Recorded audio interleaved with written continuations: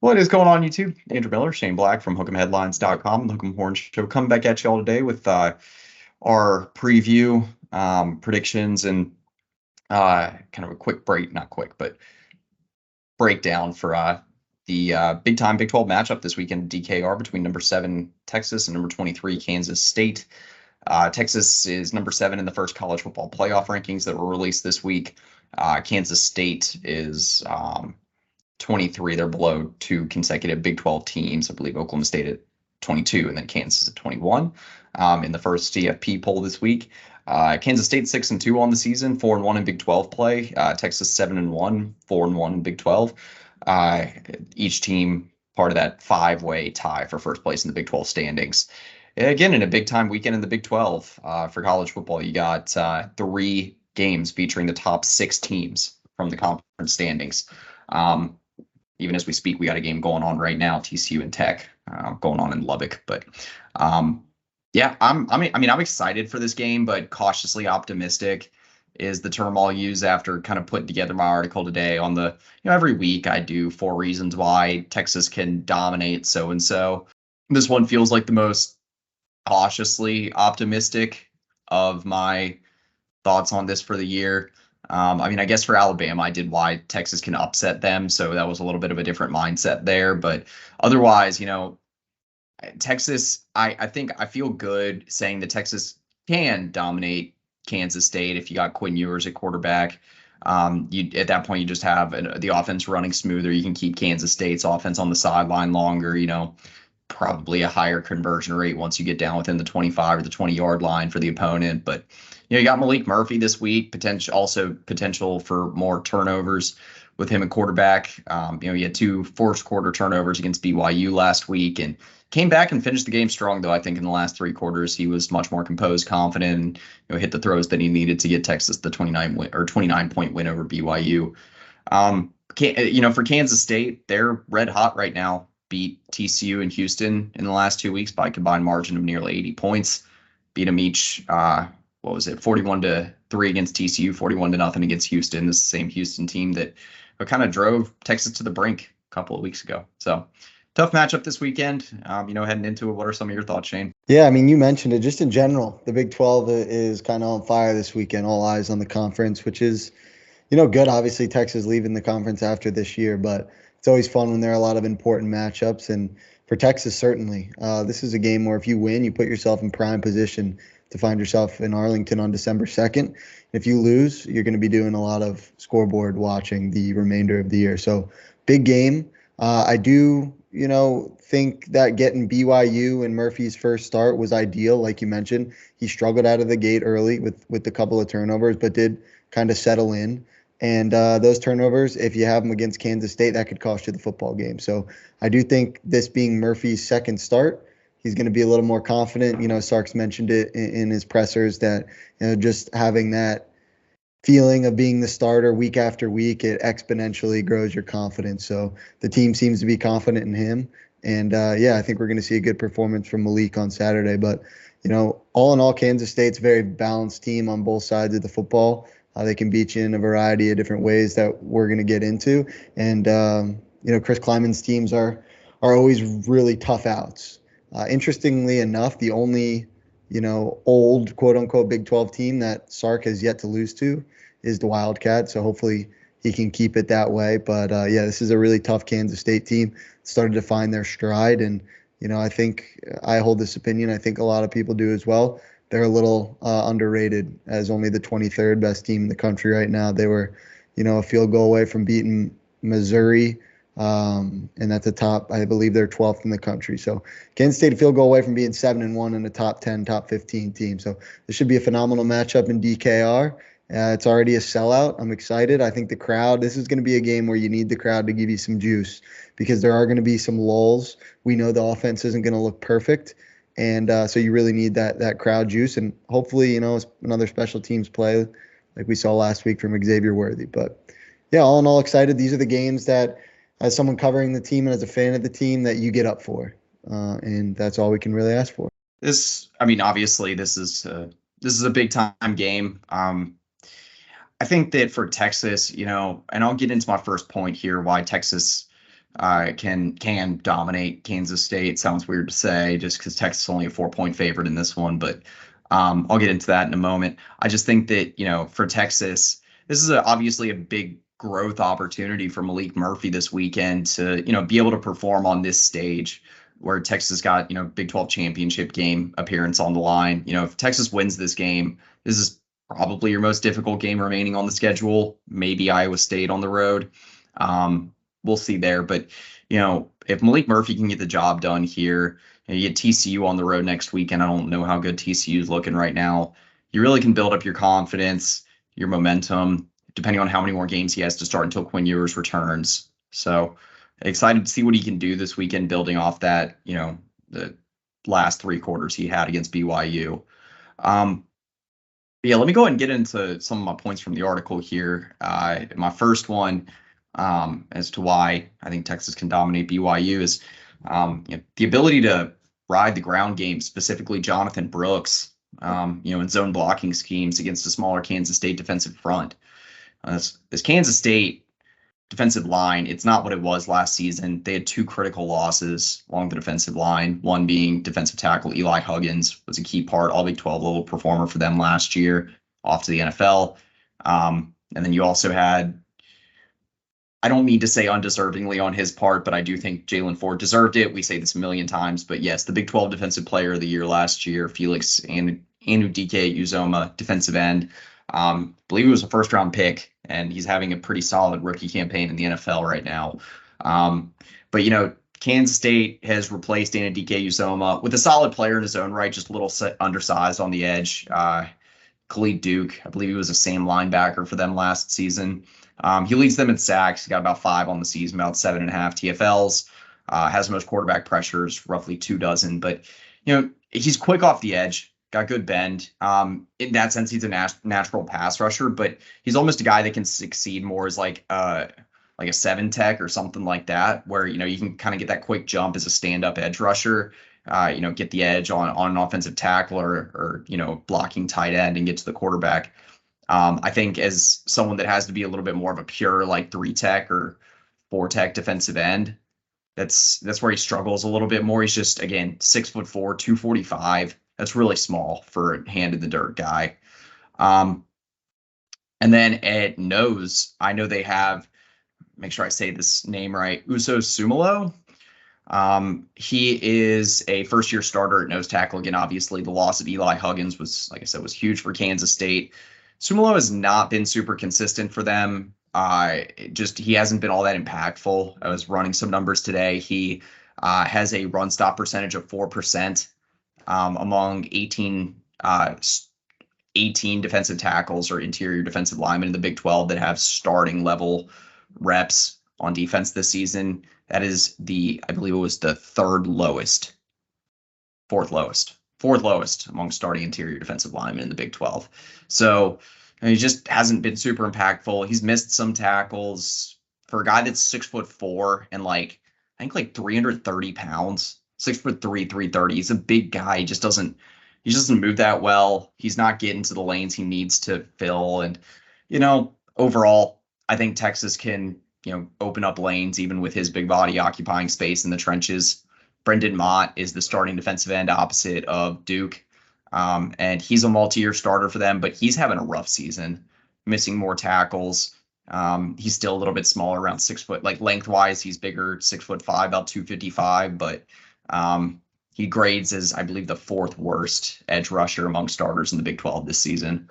For Texas, you've been best in the zone ground game this season. Kansas State's allowing 5.7 yards per carry against zone blocking schemes against Power 5 teams this year.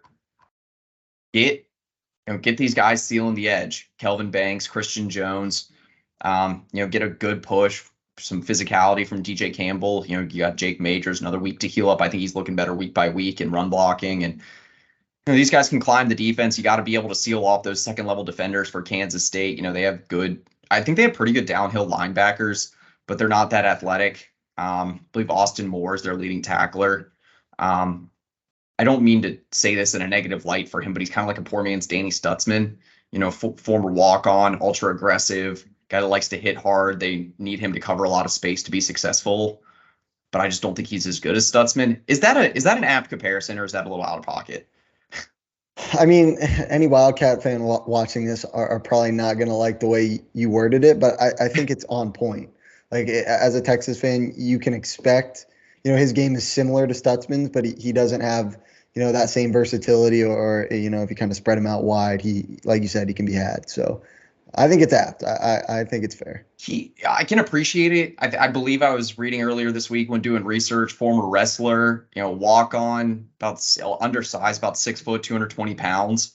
So more of like a big running back size than a linebacker, or maybe safety size, big safety. I don't know. But like he's played well. He's been productive for them. But yeah, against faster teams, more physical, bigger teams up front, I think you can see him struggling a little bit more.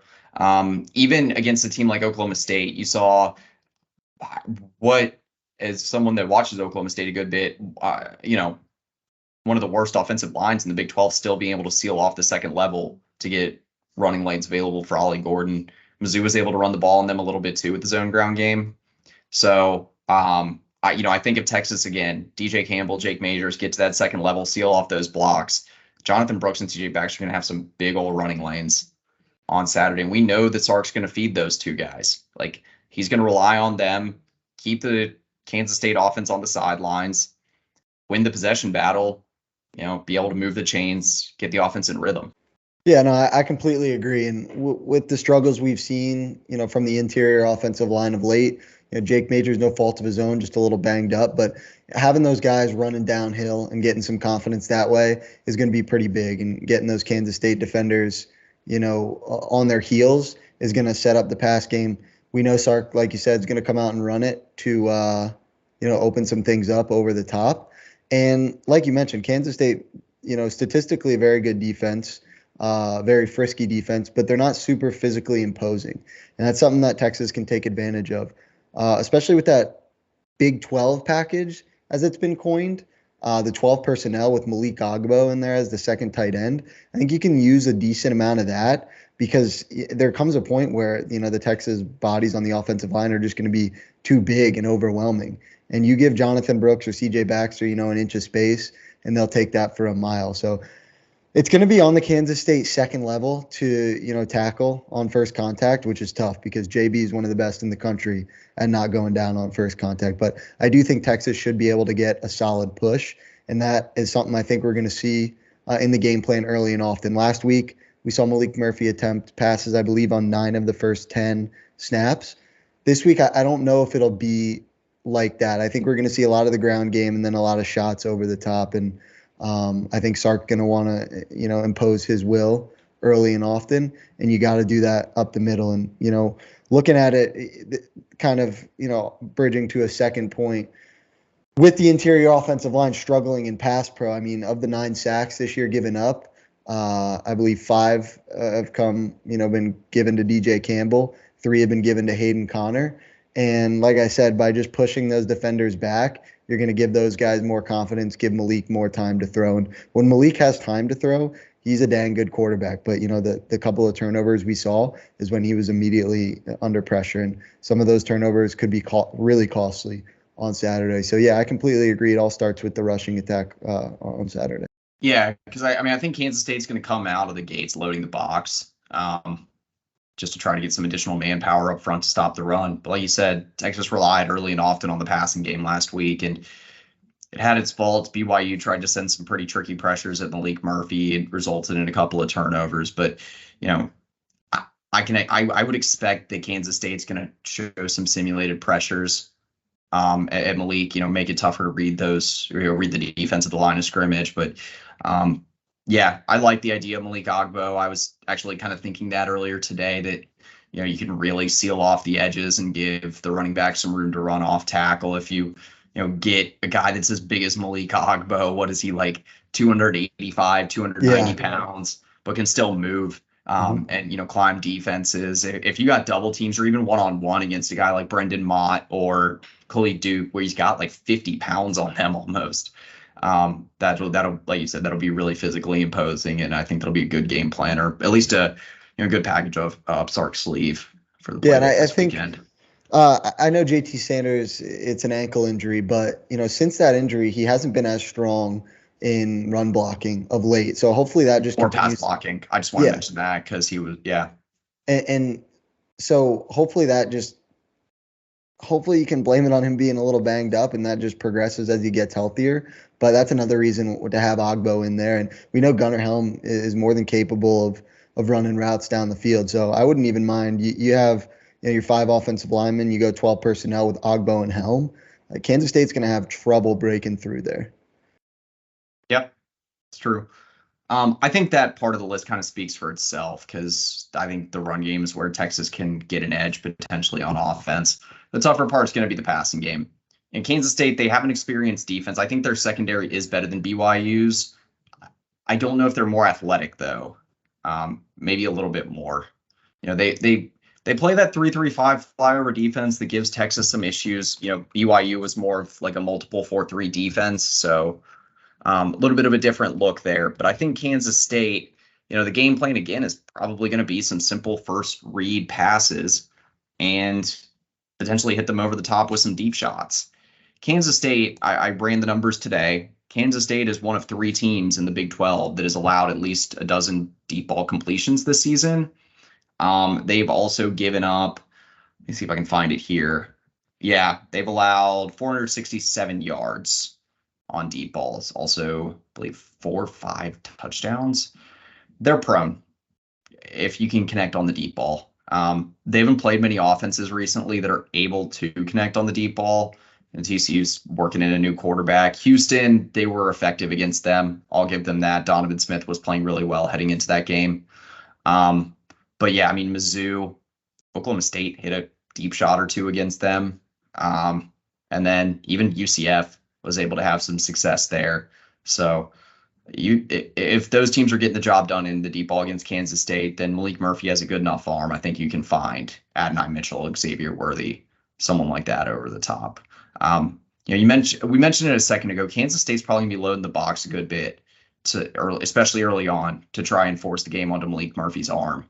And I think, putting anyone one-on-one with all these Texas skill guys in space, that's going to be a dangerous proposition. You're putting a little bit too much pressure on Kansas State corners that I think they're better than what BYU has. I think they're a little bit lengthier, more athletic, but Kansas State's had some pretty dang good secondaries and some good corners, especially. They've been really good finding like underrated corners. They just don't really have those guys this year. They've been a little banged up at corner, and I think Texas can take advantage of that. Yeah, no, I completely agree. Julius Brent's no longer there, and I think Sark and the staff probably done a good amount of looking at the Mizzou tape from week 3 when Brady Cook kind of diced him up over 350 yards. Luther Burden went for over 100. Mookie Cooper and Theo Weiss over 70 apiece as well. I think that's a game plan that you can look at and potentially exploit. Like you mentioned, it's going to be a battle for Kleiman. Does he want to load the box and force Murphy to beat you? But at that point, if you're loading the box, you're going to leave some mismatches on the outside. And it's going to, I personally, I think what we're going to see a lot on Saturday is Kleiman say, hey, if you can beat us with 12, 14 play drives and work your way down the field, good on you. Quarterback in his second start, we'll allow that to happen. But if Texas starts, gashing Kansas State, they're going to have to start loading the box. And that's where you get guys like Xavier Worthy and Adonai Mitchell over the top. And, we saw last week not many shots to Xavier Worthy at all. I saw the pass chart to him, and there really wasn't anything deep. A lot of, passes within 5 yards. I think Sark's going to want to change that this week, and I think it's definitely a matchup where you can do it. If Kansas State wants to sit back in that 3-3-5, you go ahead and just hand it off. So in that aspect, I think if Texas can prove they're balanced early on, it's going to put a lot of pressure on the state defense and a lot of pressure on the offense too to keep up. So I think this is a game where you really want to see Texas start fast, because then the Wildcats start to reel and you got them in a pretty precarious spot. If you're able to run the ball early against Kansas State, I guess I'll follow up to your point about, facing the 3-3-5 defense and the type of plays you can call to find success. I think that, again, play action stuff, finding JT Sanders in the seams out the flats, that's always a good option. Gunnar Helm, too, get him involved. He's a big target. easy to find from Malik Murphy. But also, if you got Xavier Worthy one-on-one, man, he's so dangerous running some of those short and intermediate routes. He can lose pretty much any corner in the nation, I feel like, in those one-on-one routes. He's such a good route runner. Against these Kansas State cornerbacks, get Worthy running some, quick developing, but short intermediate route concepts where he can get a little bit of separation. Again, that's assuming that you're able to hold up the pocket well for Murphy. We'll see there, but it is an interesting thought if we are able to run the ball early, how much the playbook expands with the weapons we have on the outside. Yeah, and I think what sometimes people forget, and I don't blame it on fans because it hasn't always looked consistent, but you might have 3 receiving weapons that are top 45 picks in April with Adonai Mitchell, Xavier Worthy, and JT Sanders. Like those are all guys who are going to be legitimate threats in the NFL and will likely be picked on day 1 or day 2 in April 2024. So, at some point in time, they just got to win, and they have been, and no shame on them, but they got to win their one-on-one matchups, and Murphy's got to trust it. And eventually, like Sark said, we haven't had a game that's completely clicked in all phases, and that's going to happen at some point in time, and no better time than this week. Okay, so I wanted to follow up with one more point on that. Just looking at different teams' film study, you mentioned Mizzou. I think that UCF, again, they were able to put up over 30 points on Kansas State, largely by running the ball and creating big plays. I think they more controlled the clock running the ball. Kansas State was definitely the better team running the ball in that game. I think Kansas State had damn near 300 rushing yards, a lot of touchdowns. But at one point, UCF took the lead in that game against Kansas State early in the third quarter with back-to-back deep touchdown passes or on back-to-back drives from Timmy McClain to Kobe Hudson. One for 70 yards, one for around 45. And so, again, UCF is a team that's not really known, especially with Timmy McClain. I don't know a ton about his game, but I know that against most teams UCF has faced, they've tried to run the ball first. Is that Kansas State's receivers will struggle to get separation from Texas's defensive backs in coverage. Kansas State just has a pretty much a lack of depth at wide receiver this year. They had some weapons last year. Phillip Brooks is really the last one that they had last year that was any sort of productive on a consistent basis. Phillip Brooks is having a good season. He leads the team in receptions, receiving yards. I believe Ben Snott leads in touchdowns, but Brooks, a guy, I believe he's got over 400 receiving yards this season, about 30 catches. Slot guy, good slot wide out, can run all your short and intermediate routes. They like to get him down the seam over the top sometimes, but it's not that hard when you only have to shadow one guy, when you really only have to worry about one guy being a threat in the open field. It's, when you get into the red area, those key, like 3rd, 4th down plays, that you have to worry about Kansas State breaking out like all these different tight ends, fullback looks that they like to get involved with the passing game. Ben Snott's a great example of that. Also Trayshawn Ward, DJ Giddens. They do have 2 very good running backs. Giddens I believe, is their 3rd leading receiver. So they like to get him involved in multiple ways, not just on the ground. Trayshawn Ward, also very elusive in space, former Florida State transfer. If Texas does well, Texas has done pretty well this season of just holding teams out of the red areas completely, Texas, once they do get in, I ran the number today. I believe they're tied for, it was 2nd or 3rd in the nation this year in average points per possession allowed per red zone possession. So opponents aren't getting there a whole lot, but they're also not scoring much when they get there. And so be a test because Kansas State's got the best red zone offense in the Big 12 in terms of average points per red zone possession. Back to my original point, though, I think that a good way for Texas to hold Kansas State at bay this weekend is getting them behind the sticks.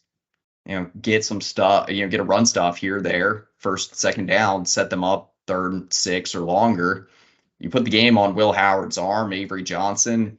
That's a recipe for disaster for the Wildcats. They are like 56% on third down conversions this year, but that's because they get third and short a ton of times because they can run the ball, set themselves up well, maybe get some quick stuff out to their running backs or tight end in the short passing game. But, Texas, again, you're going to have to make some adjustments to be able to clean up all that underneath stuff. But I think Mo Blackwell looked really good in coverage last week against that. Jalen Ford, pretty good cover in the middle of the field in coverage, at least for a linebacker. And I think our secondary looked pretty good last week, getting Ryan Watts back, having Terrence Brooks for the full game, Jahdae Barron for the full game. I think Derek Williams is getting more comfortable back there outside of that bad pass interference he had on Darius Laster, undercutting him on the deep ball. And so overall, I think Texas matches up pretty well with this Kansas State receiving core. I think Will Howard's been inconsistent passing the ball this year with a lot of his decision making. 3 interceptions against Oklahoma State. I think he was a little hobbled in that game after Mizzou, but Will Howard hasn't been great passing the football this year. He's got, like I said, 7 interceptions, the most he's had in a season since his true freshman campaign.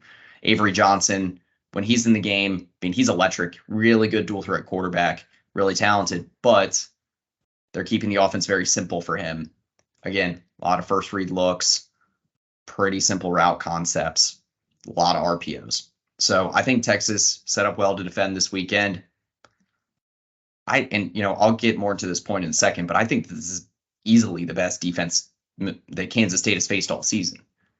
The only other two in terms of ESPN adjusted defensive efficiency that rank in the top half of the Power 5 that Kansas State has faced this season were Mizzou and Oklahoma State.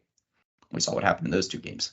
So I think Texas set up well on defense in this game. I'm not that worried about the defense. I agree. And on the surface, it seems like a simple point, keep them behind the sticks and you're going to find success. But against Kansas State, that is exponentially magnified because, like you said, in obvious passing downs, they struggle because of the lack of skill talent on the outside and the lack of consistency from Will Howard throwing the ball. So, yeah, if you can, if you look up and it's a lot of 3rd and 3s, 3rd and 2s, Texas is going to struggle to get off the field, but that's why first down becomes so crucial. So this is going to be one of those games where it's like every single play is huge. Like a Tavondre Sweat stop on 1st and 10, and now they're at 2nd and 12. That is massive. Like a 2-yard difference between 2nd and 7 or 2nd and 12 is going to be massive in this game. Phillip Brooks is a slippery slot receiver, but I have the struggles that we've seen from Texas has come on the outside and it has come from the safeties. I have confidence in Jahdae Barron or, Jalen Gilbo to cover in space. So, I like the matchup for the Texas defense, and there are certainly a lot of things they can exploit. But you mentioned it, Kansas State converting on over 56% of their third downs this year, which is 3rd in the country. If they can get this game into like a grind you down, average 5 yards of play and are just running the ball, you're going to be in trouble because then they put in Avery Johnson, and on 3rd down, you really don't know what's coming. And while I completely agree with you that this is a good matchup for the Texas defense, the one thing that does give me pause is the quarterback rushing ability. Avery Johnson obviously is a terrific runner, and Will Howard himself can move and get down the field. So I think that could definitely be an area for concern. The one saving grace I would say is I think you can clearly have a spy and designate a guy to keep an eye on the quarterback because Kansas State doesn't have those weapons on the outside that you have to, double cover or bracket to beat you. So I think there's a little give and take there. But yeah, this is going to be a game where Texas needs to get the Wildcats behind the sticks. And, that's why I think this game, I don't know if volatile is the right word, but there are so many different outcomes that I believe we can see on Saturday. And it's just because of the little things like that. Is Kansas State able to dictate what they want to do on offense? Or are they going to have to go off script? And if they go off script, that could be turnover city from Will Howard. And then that completely flips the game on its head. So, yeah, I think it's a good point. And while it might seem like a simple one, it might be the biggest, reason or factor on what this game is decided on. Yes, I will get into the concerns in a second. That's, preparing for the 2 quarterback system is a whole different story. It's working well for Kansas State this season, at least in the last 3 games when they've run Avery Johnson and Will Howard. Now, I will say this, Will Howard has still been the guy for the most part. Avery Johnson had 5 rushing touchdowns against Texas Tech, so they've turned to him a lot, especially in, advantageous situations where they know they can run the football with quarterback. But Will Howard in his own right, good dual threat quarterback. I believe 3rd in the Big 12 in quarterback rushing yards this season, and I believe 2nd in touchdowns. So he's no slouch in that regard. It's just Avery Johnson has some of the craziest speed and elusiveness you're going to find in the Big 12 for a quarterback this year. Yeah, and let me pose you this question really quick. So you mentioned Ben Sinnott, the tight end, second leading receiver on this team. He's an interesting matchup. 6'4", nearly 250. He's certainly not going to run by you, but he's one of those guys that I can just see in my nightmares that he ends the game with 8 catches for 74 yards and 2 touchdowns because he's an interesting cover. I mean, we've seen Mo Blackwell the past couple of weeks come in at that same linebacker spot and play pretty well. But Blackwell, I don't think has the size. Sinnott could just kind of box him out. So what would you do in regards to covering him? Because he does seem like an interesting X factor in this game.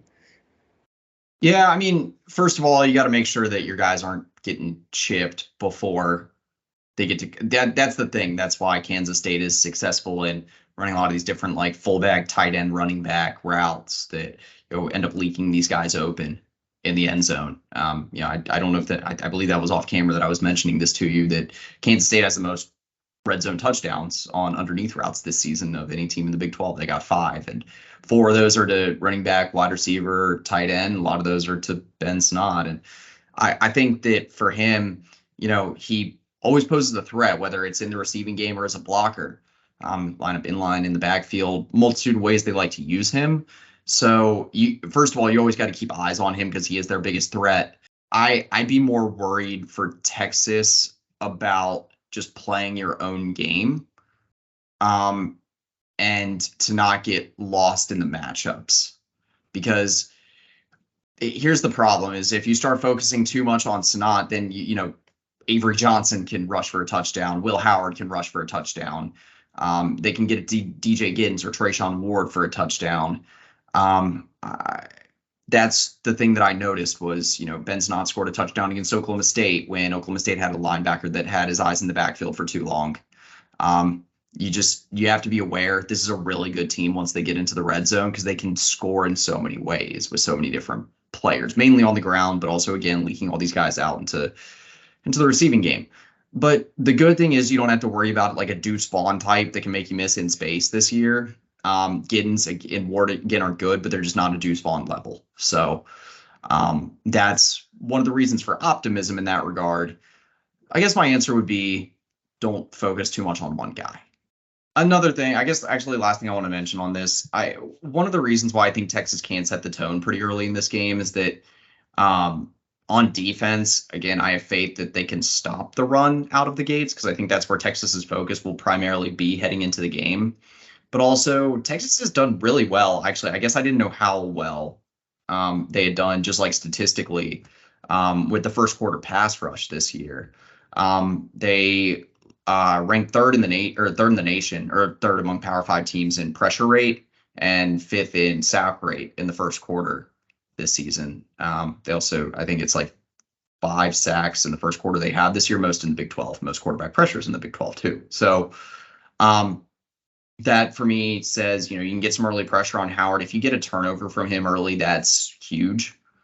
If you can put yourself up by 2 scores, then that really puts Kansas State off schedule. They're going to have to run their offense a little bit quicker, I think.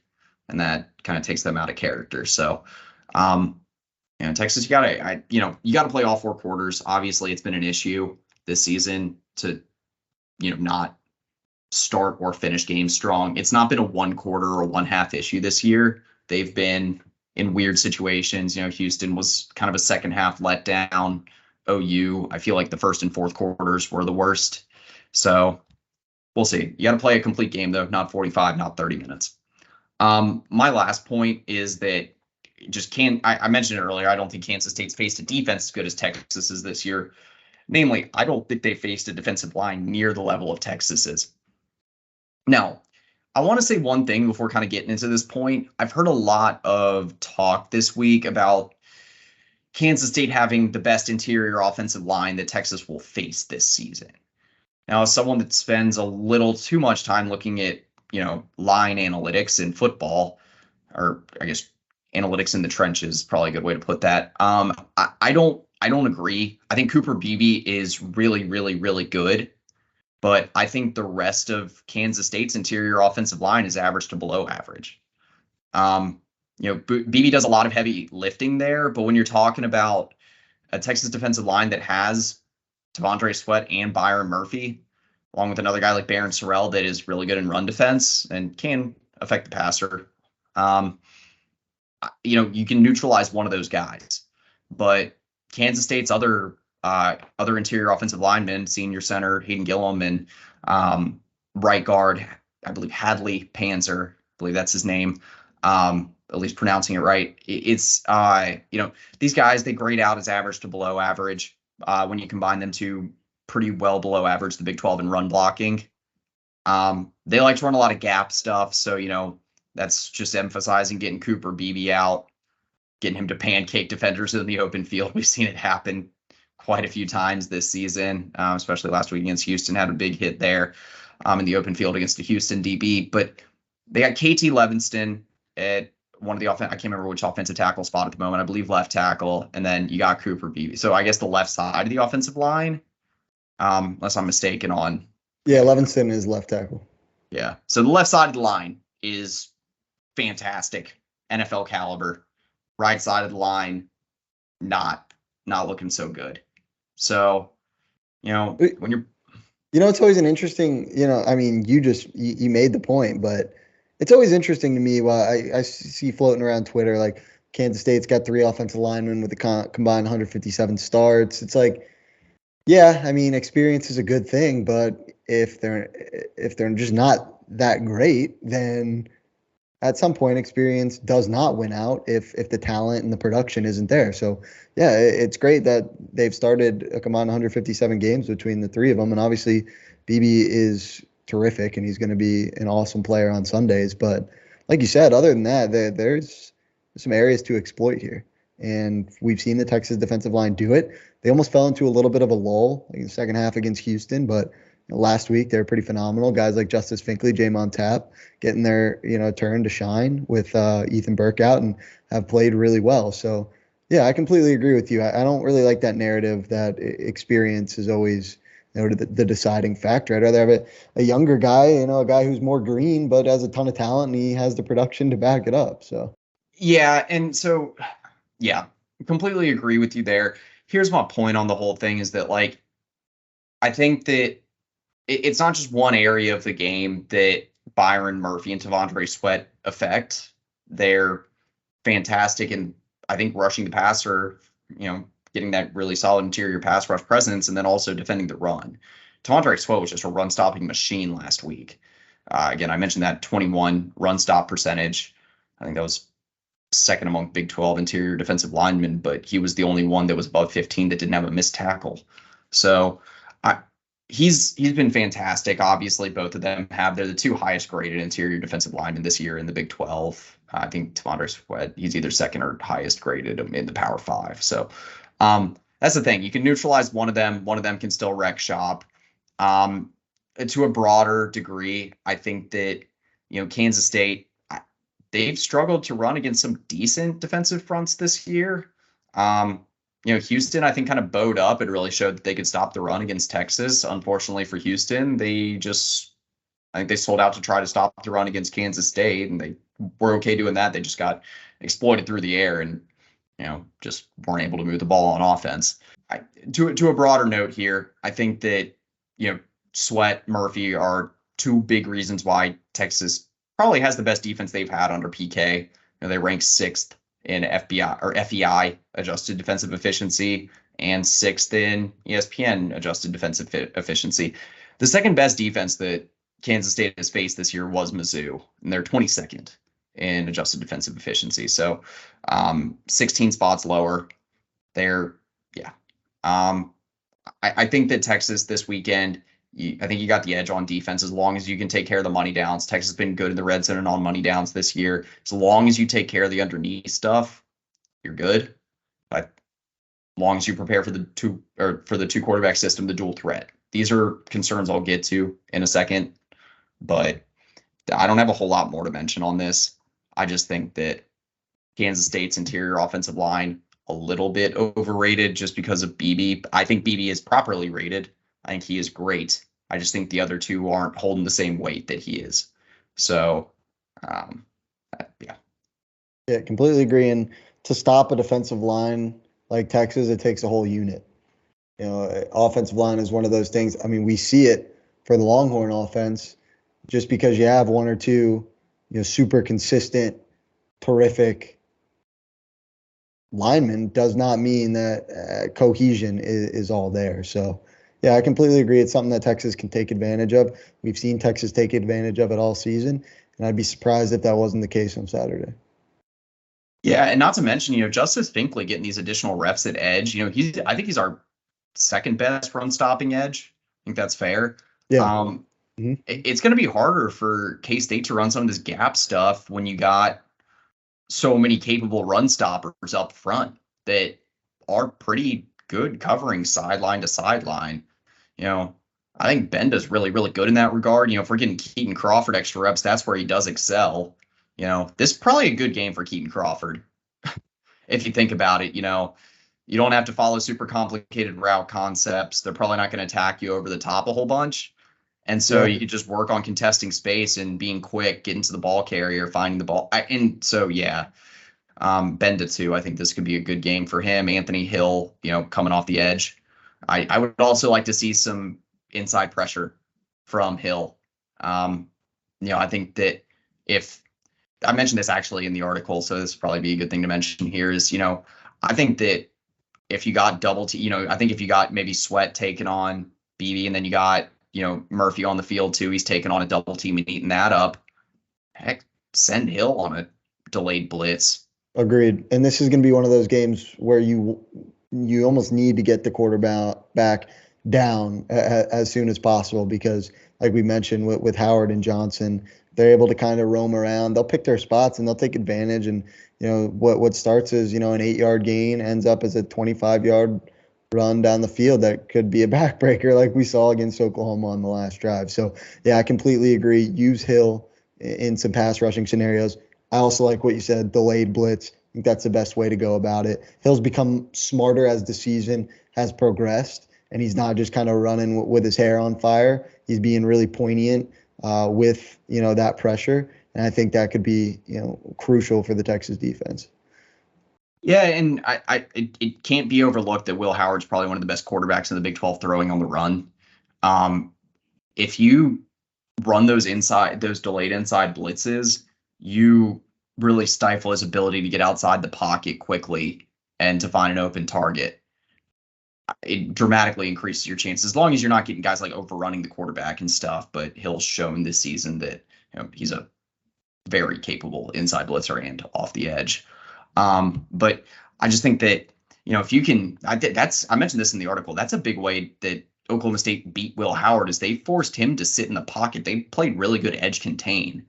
And so, they would kind of just surround him in the pocket. He would have to throw, 10, 15 yards between the hashes or find a, long developing route concept on the boundary. And that's a lot of what led to those 3 turnovers that he had against the Pokes. So, I think Texas dropped 3 turnovers last weekend, won the turnover battle against BYU despite the 2 early turnovers from Malik Murphy.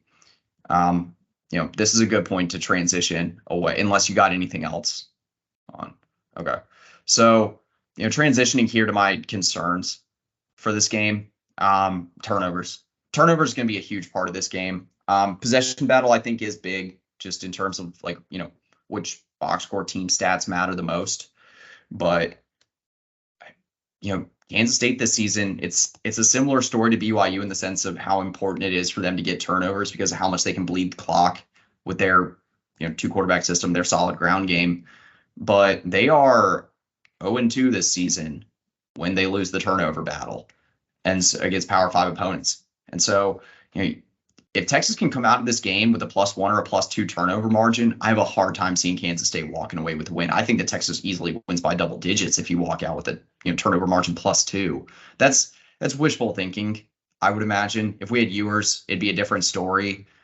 But the turnover battle is just going to be so crucial. If Murphy has early turnovers in this game, that's what can flip the script on Texas. So that's where my concern comes from. I completely agree. And, not only in regard to field position and time of possession, but turnovers early from Murphy is going to hurt the confidence and potentially change the game plan as the game progresses. And that completely ties into what we, started this video talking about.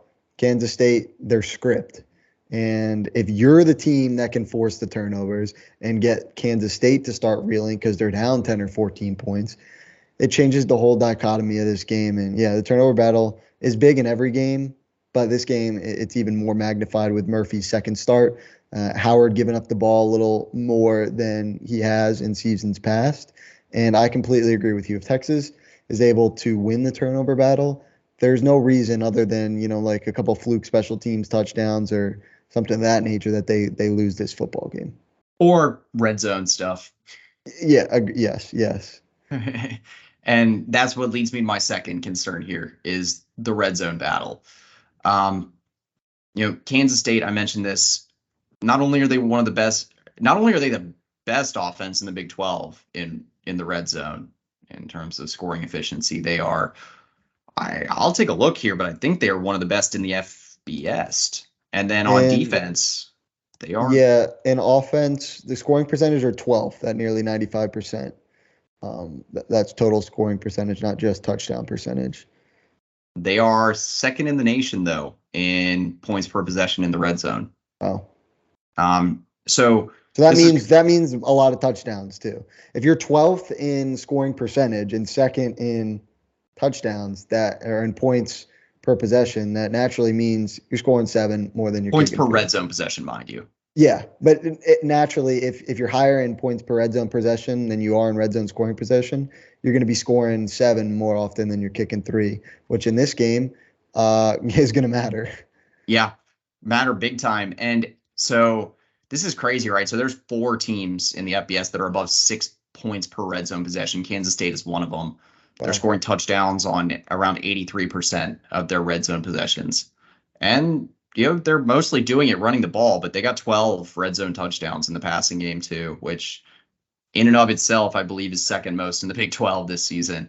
So even though over half of their red zone possessions are ending in rushing touchdowns, they still got double digits in passing touchdowns.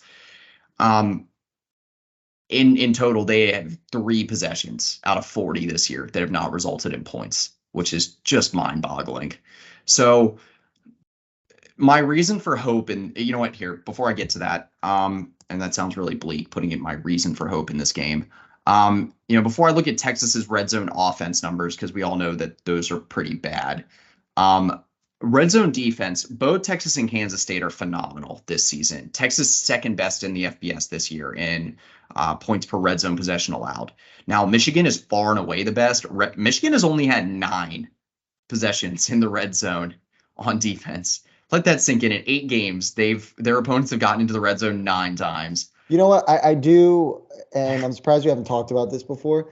I don't really, and there's been stats about, Michigan, and they've only had this many goal to go opportunities. It's like, yeah, their defense has been awesome, but that just means when they get scored on, it's just like longer plays, So yeah, it's true. It's crazy to look at, but I hate when people keep going back to that. It's like, all right, they've only had goal to go on defense 3 times this year, but they haven't given up only 3 touchdowns. So it's like people are obviously Michigan defense has been incredible. Their schedule's been weak, blah, blah, blah. But that narrative has been going around that I'm like, all right, well, they're getting scored on over the top a little bit, but I digress. Yeah. And so to Kansas State's point here, and Texas's too, for Texas's red zone defense, I was talking about Kansas State's red zone offense. So I'll finish this point here is that, Texas's red zone defense has been really good this year.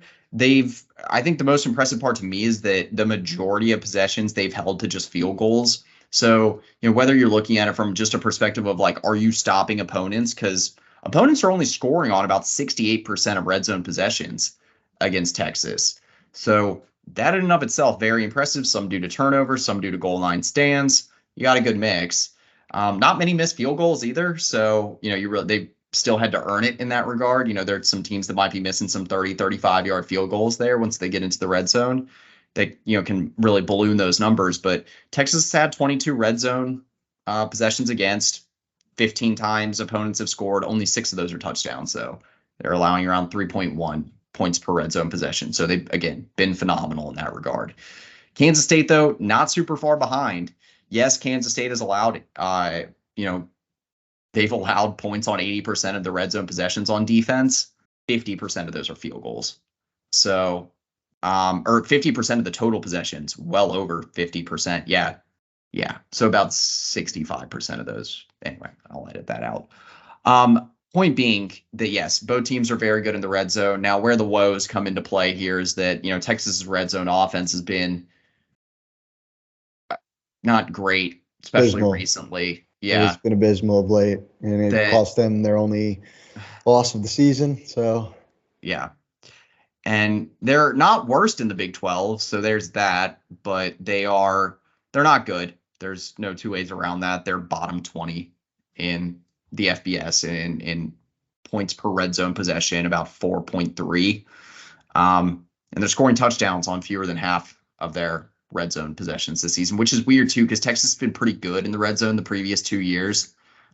This is a bit of a new trend for Steve Sarkisian, and in the worst way. Texas, though, I think one of the overlooked parts about the red zone issues for Texas is that, maybe I was mentioning this early in the video or off camera, but, they were able to run the ball in the red zone pretty effectively early in the season, at least semi-effectively, much better than they are now. You had some injuries crop up, mainly the one to Jake Majors, and he was just a perfect storm, along with, again, Sark overthinking things, not really diversifying your play calling or your concepts in the red zone any sort of way once you get in goal-to-go situations. Sure enough, that results you being in position where you're one of the worst red zone offenses in the Power 5. Ultimately, here's my concern if Texas can't run the ball in the here's my concern about the red zone in general.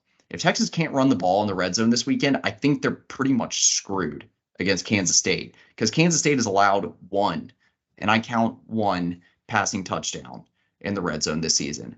I don't trust Texas when the field shortens, even to be able to spread the ball, spread the field out against a 3-3-5 defense and throw. Kansas State, they don't have to rely on, Texas can't rely on their speed there. Kansas State got a bunch of experienced, fundamentally sound guys that are going to take advantage of Texas if they're trying to pass for touchdowns. So it's going to be on Sark to scheme it up. And I mean, as frustrated as the fan base is with, the lack of red zone touchdowns, I don't think there's anyone more frustrated than Coach Sarkisian in regard to not being able to punch it in. And, we saw him kind of slam his head, against the wall with just trying to pound it in against Oklahoma and just trying to pound it in last week against BYU. And I think, or at least I hope, there's been a lot of time devoted to red zone offense this week, and they have some new concepts in there, and, plays where you just, have a guy end up wide open in the end zone. That's the hope. And on the defensive side of the ball, so I'm thinking the Texas red zone defense, I think partly it's so good because the safeties have that end line where, like, the safeties don't have to worry about getting beat over the top. But in this game, they're not really going to be worried about Kansas State beating them over the top in general at any point on the field. So I wonder if that, is that just advantage Texas on the defensive side throughout the whole field, or is that advantage Kansas State because they already know how to beat you without going over the top? So now you shrink the field, and typically what would become an advantage for Texas, Kansas State already knows how to play this type of football. I think that's going to be an interesting thing to watch as well. And do you have any thoughts on that? Or I mean, you touched on how good the K-State offense is, but I feel like they're built for it. Their offensive style is they're almost playing within a 20-yard box no matter where they are on the field. So that's kind of why they've been so good, down in the red area. Yeah, I mean, here's my thing with the Kansas State offense is that they're actually the team that I think can trick you a little bit, or can, yeah. I guess a better way to put it was they can frustrate you in the red zone because there's so many ways. Again, maybe I mentioned this earlier in the video, but there's so many ways in those short areas, whether it is money downs on any part of the field or, especially in the red zone. Again, they got so many guys that can leak out of the backfield and you can lose in coverage that are very capable receivers and good route runners too at that. So, some of the short stuff getting out to the flats, they know where to be. They have good hands. That's always a worry for me. Whether you're talking about, again, Ben Snott or DJ Giddens, Trayshawn Ward, any of those guys, they got a multitude of other fullbacks and tight ends they can utilize too. On the front of the ground game, again, you still got to remain assignment sound because you can't lose the quarterback. You got to keep eyes on them. But also, I think man-to-man coverage, we're going to be fine. I'm not super worried about, like, if Phillip Brooks gets loose once for a touchdown, that's one thing. You can let that go. He's elusive, experienced guy. That sort of stuff can happen. But if you're seeing guys like RJ Garcia or like Jaden Jackson, someone like that that's getting open for touchdowns, that's when we have serious concerns. I think for us, we got to make sure that the quarterback run isn't a huge factor. And then you got to make sure again, cleaning up the underneath stuff because that's where Kansas State has been getting some easier touchdowns this year is when they just have guys leaking out and are wide open. So that's where I actually do think the safeties can be an issue if they're not finding their man out of the backfield. Could be a concern, similar to what happened against OU. You got to worry about the quarterback run threat. They have an experienced quarterback in Will Howard that can run the ball and can also, see what you're doing at the line of scrimmage and call an audible to get a guy open in the red area. Yeah, you're going to have to be assignment sound, which we know Kansas State will be, especially in the red zone, but can Texas be specifically the safeties? It's a good point. Yeah. And I mean, I have more faith in the safeties this weekend again than I do in most weeks because I think they are. I think they played a lot better against BYU.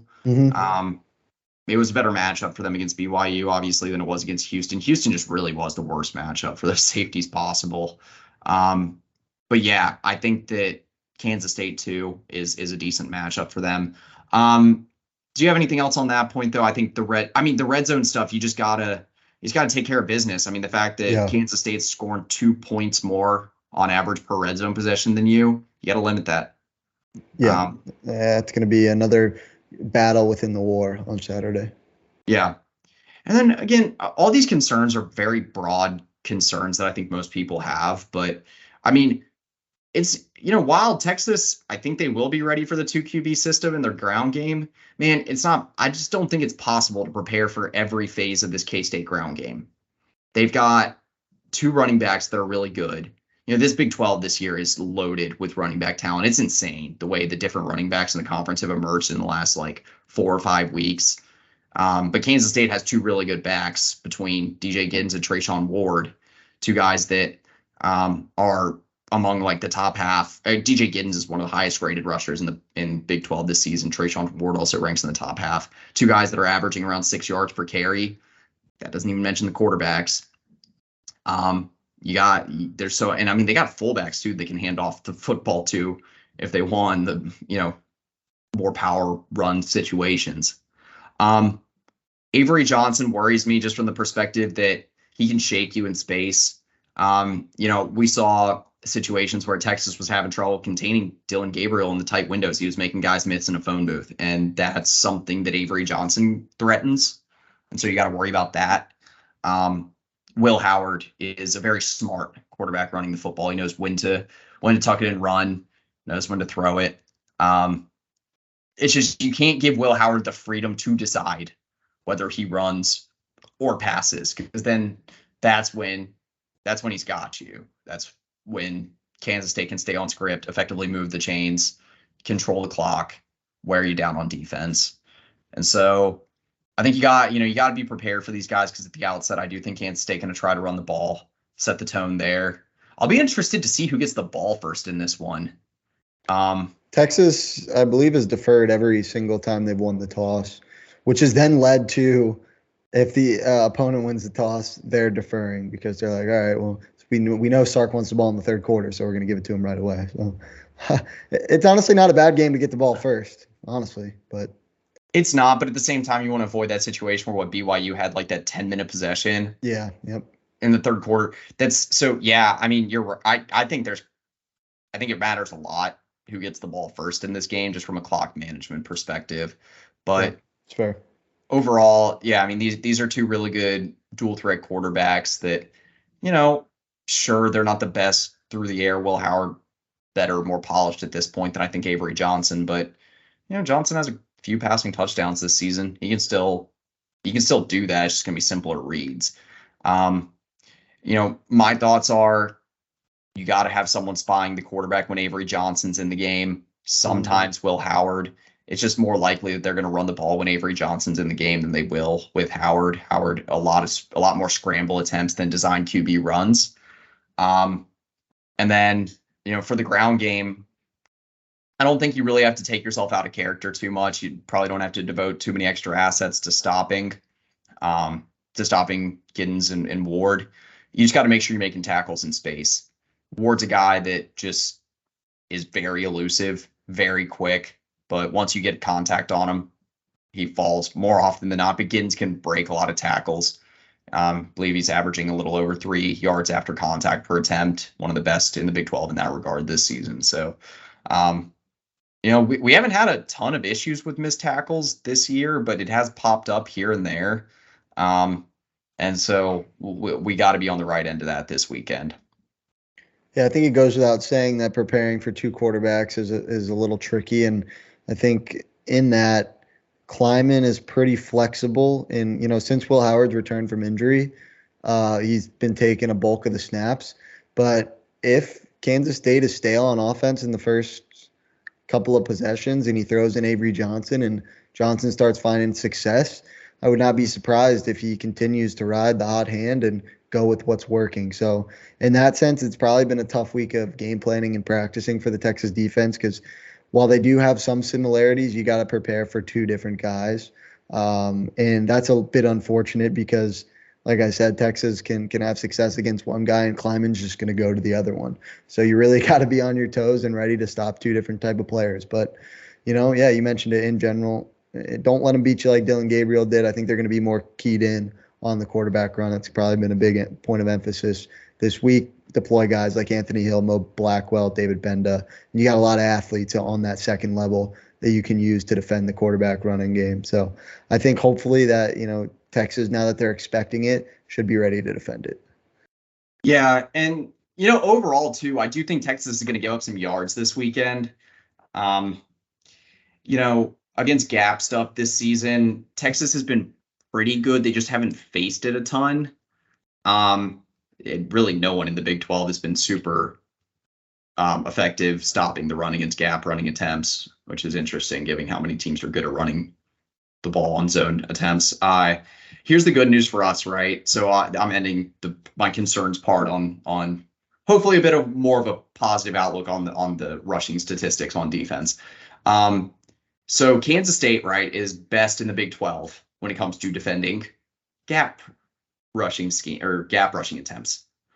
4.2 yards per carry and just 39.7 yards per game, 1.8 yards after contact per attempt. That's insane.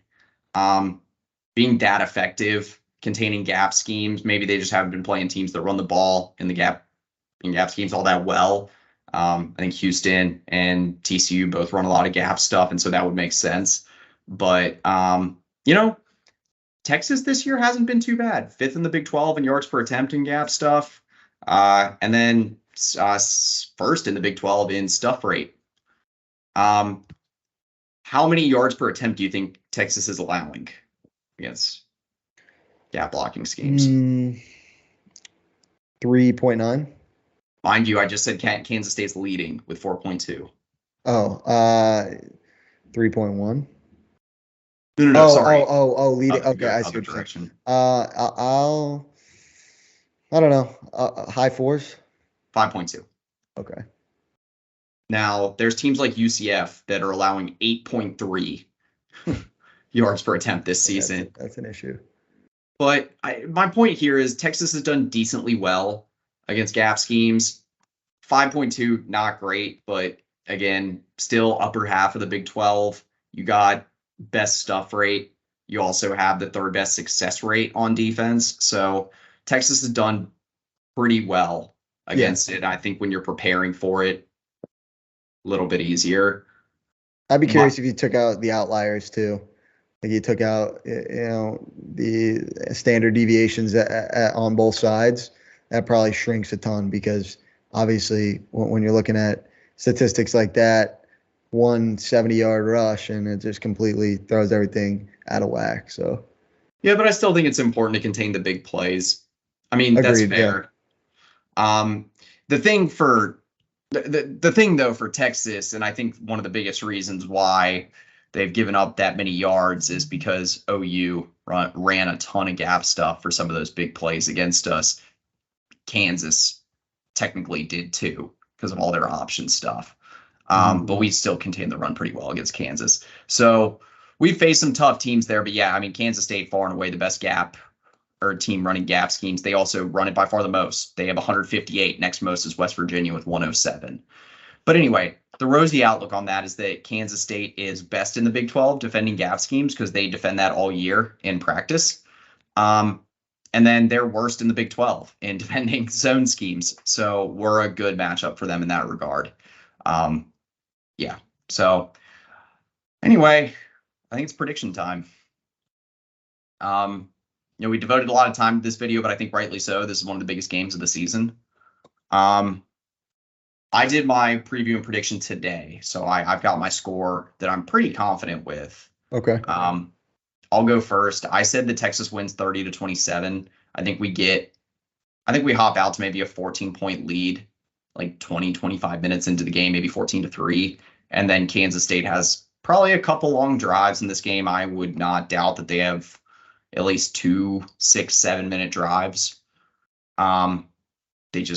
There's too much stuff to worry about with the ground game for them. And like you said, like we were saying earlier, Texas has had some like marathon drives they've allowed in the second half. I believe Rice had an 11-minute drive in the second half against Texas. Yep. Kansas had a marathon drive against us in the second half in week 5. And then BYU last weekend had that 10-minute in the fourth. That's just off the dome. I'm sure there's more. Yeah. So I think they bring it back and then we escape with a close win. I think that this team has survived a lot this year. They did that last year against Kansas State. Sark's just found a way to get it done against Kleiman, and this is the last time he has to do it. So you don't have to push your luck too much, but I think we escape with one.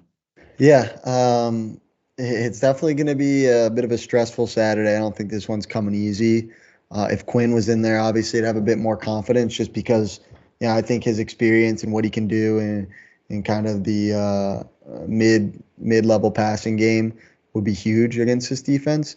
But with Malik, you kind of have to account for probably not going to be as crisp on third down, probably not going to be as crisp in the red zone, which has already been an issue. Probably have to account for a turnover or two. So there's a lot of factors, in play here. I had a score before you even said yours, pretty similar. I have 30-24 Texas victory. I could see at the end of the game Kansas State with a chance, for the win on a touchdown and an extra point, but defense comes up big once again. But yeah, this is a lot of battles within the battle and almost a lot of like simple concepts to where if you go and check the box score, who's going to win on third down, who's going to win in the red zone, who's going to win the turnover battle. Typically that decides the outcomes in games, but everything that we discuss in this video makes those things so much more magnified because Kansas State has been so good at those three things all year. So if we can limit that a little bit and keep all those margins pretty close, I think Texas has a good chance to pull this one out. Playing at home certainly helps. Big noon kickoff. There's going to be, a big atmosphere in DKR. I know people were hoping for a night game, but nonetheless, it's going to be rocking in DKR. Let's see Murphy get off to a hot start. And, like we mentioned, I think if Texas doesn't turn over the football, there's a chance that they could win this game by, 2-3 possessions. But unfortunately, I do think there's going to be a few bumps along the way, which is why the game's not going to be super comfortable. But this team has survived a lot this year, and especially the defense has shown up when it matters most. I'm going 30-24 Longhorns. All right. Yeah. Also, Will Howard is 0-2 against Texas as a starting quarterback. I think some people might forget this. He was the starting quarterback 3 years ago when Texas beat Kansas State in 2020. This tells you how far back this is. Was Jaron Thompson, I believe his first career interception was in that game. Will Howard had 2 picks. Texas ended up winning that game. Wasn't it something crazy? Like, I'm trying to remember. Typically, I'm pretty good at remembering those games. I'm pulling it up. That was right a pretty forgettable season in a lot of ways. 69-31. Oh, that was the game. Oh, that was the game where Kerstetter broke his leg. And, oh yeah. But Texas, was forcing turnovers, and Bijan scored basically every time he touched the football. Yeah. 9 rushes, 172 yards, and 3 touchdowns. That's a fun thing to look back on. Yeah, when Tom Herman finally, he still only gave it to him 9 times. Oh, Tom. Yeah. I mean, that game, I understand why. But even Rashawn Johnson had 14 carries, 139 yards, and 3 scores. That's crazy. Those two had, a little over 300 yards and 6 touchdowns on 23 carries. That was a fun duo. Yeah. Yes, it was. Anyway, Texas really had Kansas State's number in the last half decade or so. The Tom Herman and Steve Sarkisian eras have completely flipped the script in this matchup. Texas won every single matchup every single year going back to 2017. So hopefully we continue that streak this year, end it on a positive, because Texas has had plenty of woes as well in the past against Kansas State. So last thing I'll say, I think, what was your score prediction for the Houston game last weekend? Didn't you have it BYU game? Yeah, sorry. Yeah. I had BYU scoring more than 6. I can tell you that. I forget exactly. I'd have to go back and look. Yeah, because I just by nature of me being the one that picked it the closest last week you had 3 correct, Tarek had 2, and I had 2. Mm-hmm. I think me and Tarek were once again pretty close, upper 30s to 17, something like that. So we'll have to check the tape. Okay, I was 31-20, so it was probably one of y'all. I guess I would just have to pick whoever got it closest in terms of total points. Yeah, we'll have to go back and look at that. I can't remember exactly what I had. Either way, it's going to be either you in first place or you and Tarek tied. So interesting to see. We had a close battle this season. Yeah, we're close. We're close down the stretch. Yeah, my cautious optimism has only gotten me a couple of wins, so that's good for the most part. Yeah. Yeah. Okay, that's pretty much all I got. I'll be coming back tomorrow with my own video on just a recruiting update, because mostly there's probably going to be some more recruiting fireworks for Texas down the stretch. There's a lot of flip candidates that Texas is looking at right now. McKinley flip. I need McKinley in the burn orange. We've been on this. Well, and there's all Kobe Black, 5-star corner, still out there. You still got, I don't know how likely it is that we flip Xavier Filsame from Florida, but Wardell maybe. Yeah, we're sticking on Corian Gibson too. Yep. I don't know how much that's going to pan out. I don't understand why he's so locked in with Clemson at this point, knowing some of their struggles on defense, but he is. And then, you got Elijah Lofton, 4-star Miami tight end commit that's visiting this weekend officially. So, he is a guy that took an unofficial visit, picked Miami over Arizona State and Texas during the summer. There's 4 or 5 other flip candidates out there too. TJ Lindsey, 4-star Auburn defensive lineman commit. DeAndre Carter, 4-star Auburn interior offensive line commit. Again, among 3 or 4 others after that. So Texas still keeping in communication with a lot of these guys. It's going to create some fireworks, especially I think for defensive recruiting down the stretch. We are at 19 right now after Wingo. Yeah. And then probably trying to end up around 23 or 24. I imagine probably still getting Kobe Black, but that still leaves 4 spots left in the class. And you got a big basketball commit today too. So plenty of coverage on that, but stay tuned for that. This video will be more than likely up tonight. Recording this on Thursday night. So anyway, for Shane Black, Andrew Miller from Hook'emHeadlines.com, Hook 'em Horn Show, that's pretty much it. Welcome.